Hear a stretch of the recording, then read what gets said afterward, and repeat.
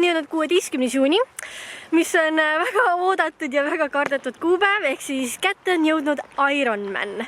See, mille jaoks ma siis viimased 4 kuud olen agaralt trenni teinud. Täna on mul juba täitsa hea olla. Eile siia sõites, Otepääle sõites, olin ma reaalselt, mul oli süda nii paha autos olles ja ma nii põdesin, et ma lasin lihtsalt Märdil nagu vahepeal auto peatada tanklas, et korra püsti tõusta ja proovida mitte oksele hakata. Aga täna on närvid natukene rahulikumad, sest ma eile tegin väikse ujumise, vaatasin kogu selle ala üle. Nii et natuke vähem hirmus on, aga kurat 8,5 tundi. Ehk siis kes teist veel ei tea, siis Ironman on 1,9 kilomeetrit ujumist, 90 kilomeetrit ratast ja 21,1 kilomeetrit jooksu ja see on mul vaja siis vähemalt 8,5 tunni jooksul ära teha, sest siis pandakse finiš kinni, nii et loodan, ma saan sellega hakkama, sest üleeile ma nägin juba und, et esiteks ma nägin und, et ma eksisin rajal ära ja siis ma ei jõudnud finišisse, siis ma ärkasin üles pool pisarates, siis ma nägin und, et ma munesin igal pool liiga kaua ja kui ma kohale jõudsin, siis oli finiš juba kinni pakitud, nii et loodame, et kumbki neist ei vasta tõele. Märt on ka kaasas, Märt filmib Sportlandi jaoks klippe ja on mu isiklik waterboy ja üldse assistent ja närvide rahustaja ja kõike muud ka. Nii et lähme siis alale ja let's do this, mul on tund pool aega ja siis on start. No nii, tulin rattavahetusalasse, et kontrollida oma ratast veel üle, panna üks kleps peale ja joogipudelit peale ja kuna eile oli mega päike, siis ma natuke kartsin, et äkki mul rehvid sinna plahvatavad, aga tundub, et rehvid on kõik korras. Nii et paneme need peale. Ühesõnaga kohe peale ujumist pean ma jooksma siit kõikidest nendest ratastest mööda. Pidama meeles, et seal Ironmani plakati lõpus on see minu nii-öelda tunnel, kust ma keeran vasakule, jooksen oma ratta juurde, hüppan ratta selga, mitte siin vahetusalas, vaid õige märgistatud koha peal. Ehk siis ma arvan, et kõige hirmsam osa lisaks sellele, et megadistants on tegelikult see, et vahetusalades midagi pekki ei keeraks. Timmo! Tšau! Sa oled valmis? Ma ei tea. Rajal näeb. Nii, aga kuna ma tõenäoliselt olen 8,5 tundi rajal, siis mõtlesin, et ma pean vahetusalasse endale natukene banaani, sest kõht läheb tühjaks. Found it! Ja tänase päeva ainus eesmärk on kuidagigi jõuda siia. Selle punase vaiba peale, üle selle finišijoone. See on ainus eesmärk lihtsalt. 40 minutit stardini ja muu personaaltreener jõudis kohale.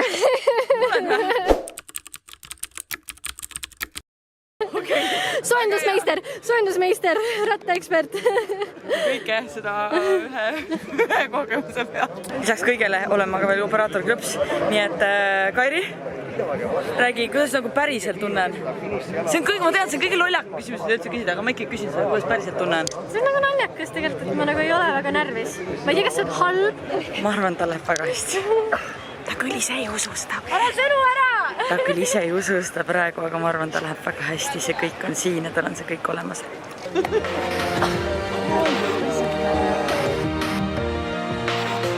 Yeah, you can be the greatest, you can be the best. You can walk straight through hell with a smile. You can be the hero, you can get the gold.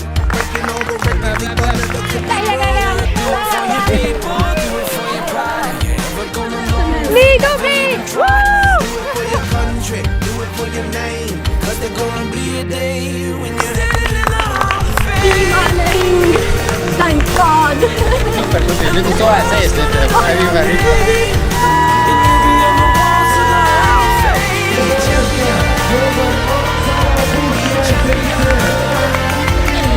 Ma päriselt see jakkama sellega.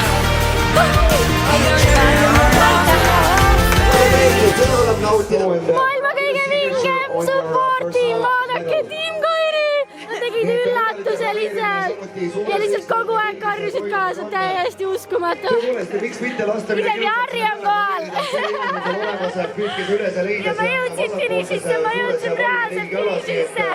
Täiesti ulmes, ma olen kõige ägedam asi, mida üldse teha. Nagu ägedam langevad üldse, ägedam bensi üldse, sest sa ise ületad ennast täiesti äkki. Ma nii õnnelik. Aeg oli vist mingi 6:28 midagi siukest, nii et ma lootsin, et ma jõuan 8:30-ga. Nii et ma tegin endale nagu niukse. Ma nii õnnelik. täiesti uskumatu. Ma saingi sellega hakkama. Ma reaalselt läbisin Ironmani. Ma mõtlesin, et ma teen videole enne kokkuvõtte, enne kui ma täiesti ära unustan kõike selle, mis nagu rajal toimus. Sest see on... Ma arvan, et sellist kogemust ei ole lihtsalt olemas teist kui see, kui sa suudad jõuda selle punase vaibani ja ennast ületada lihtsalt nagu korduvalt ja korduvalt tundide jooksul nagu. Sest ma ei tea, kui ma algusest peale läksin, siis ujumine on mu lemmikala nagu selles mõttes, et ma armastan ujuda. Ja see oli nii mõnusalt lihtne, paar korda sa näinud peksa kellegi käest, sest rajal on palju inimesi, kes kõik ujuvad ühes oma poi suunas. Aga ainult paar korda sain peksa ja ükskord ma ei näinud poid, nii et ma pidin reaalselt nagu prillid eest ära võtma ja prillid tagasi panema selleks, et nagu leida, kus kohas see poi on. Aga ujumine oli ülimõnus, ma tulin ülikiirelt sealt välja, mingi 37 mintsa vist. Mis on nagu, ma lootsin, et ma jõuan mingi 45 minutiga, nii et ma juba seal ületasin ennast. Siis ma läksin ratta peale ja ratas on see asi, mida ma kõige rohkem kardan. Selleks, et see oleks rattasõidus, et sul oleks hea olla, et sa oleksid selles hea, sul peab olema palju kilomeetreid. Ja minu kilomeetrite arvestus on, ma arvan, 600 ringis. Ideaalis võiks enne Ironmani olla 1500. Nii et ma muretsesin kõige rohkem ratta pärast. Ma ütlesin kõigil alati, nagu, et kui ma ratta ära teen, siis ma jõuan finišisse. Mul on suva, et nagu ainus koht, kus ma võin alla anda, ainus koht, kus mul võib väga-väga paha olla, on ratas. Ja siis ma läksin esimesele ringile. Ja täiesti pekkis. Vähe sellest, et see ring läks üli kiiresti, siis see oli nii äge, sellepärast, et see rada oli nii mitmekesine. Sul oli nagu, ma vahepeal sõitsin 50 kilomeetrit tunnis mäest alla. 50 kilomeetrit tunnis, see on nagu ulme. Ja esimene rattatiir oli hästi äge, sellepärast, et meid oli hästi palju nagu koos raja peal. Ja kõik elasid üksteisele kaasa ja kuna sul on sellel numbrimärgil on ka su nimikirjas, siis kõik ütlesid sulle nimega alati. Kairi, tubli, läheb, mis oli nii äge.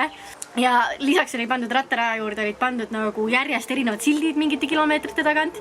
Ja mul on 2 tükki jäid meelde, aga need olid nii geniaalsed, et mul oli lihtsalt terve ajal see, et palun öelge mulle, kes nüüd kirjutas, ma tahaks talle nagu koogi viia, sest need aitasid nii hullult edasi nagu kõige raskema tõusu juures, mida ma nii hullult kartsin, kes mu storysid jälgib, teab, et ma olen nagu proovinud seda tõusu varem teha ja ühe korra olen failinud ka. Nonii, see tõus, mida te mu selja taga näete ja mis seal ees on, saab olema minu surm, mul pole õrna aimugi, kuidas ma selle ära teen.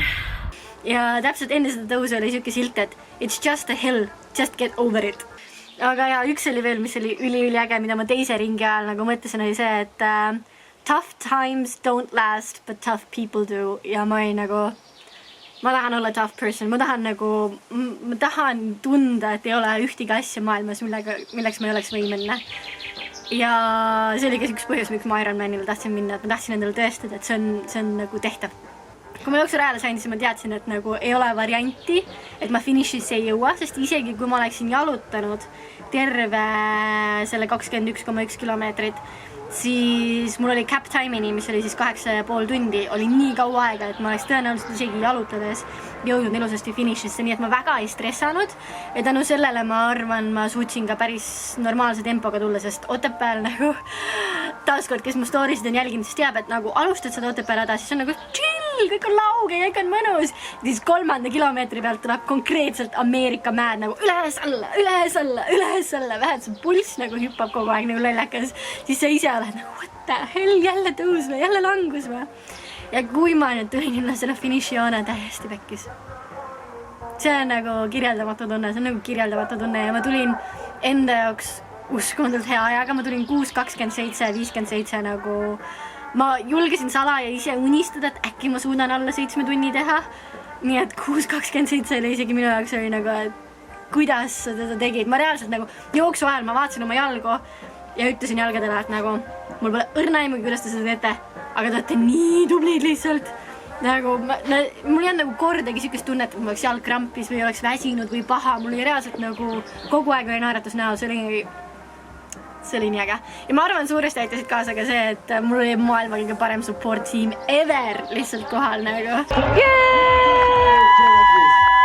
Mellu, Karo, Harri kogu aeg karjusid raja ääres, Sandra lihtsalt oli alati õige koha peal nagu. Ta vist, kuna ta on ise teinud seda, siis ta vist teab, kus on nagu raske olla, nii et jooksurajal, rattarajal, igal pool ta oli siukse koha peal, kus oli väga raske olla.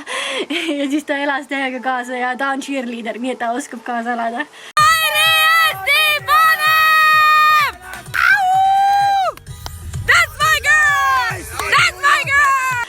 Aga ühesõnaga, ma olen väga pikalt nüüd rääkinud ja kogu selle asja point või põhjus, miks ma sellest videot tegin, on väga lihtne. Kui sa arvad, et sa ei ole selleks võimeline, siis tõesta endale vastupidist. Julge võtta vastu projekte, mõtteid, ideid, kus sul tundub, et see ei ole võimalik. Ja siis mine tõesta endale, et see on võimalik. Sest see on.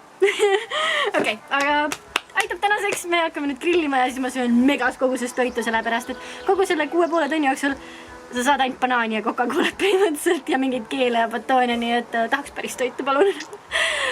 Aga thanks, et vaatasid. Kui video meeldis, siis pöial püsti ja mis seal ikka? Näeme varsti jälle. Tšau! Life is a beautiful struggle.